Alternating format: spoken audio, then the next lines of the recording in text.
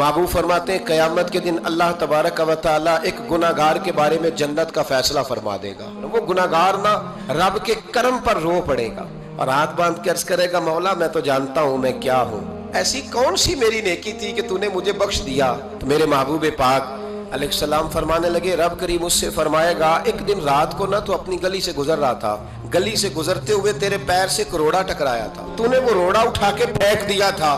क्यों फेंका था?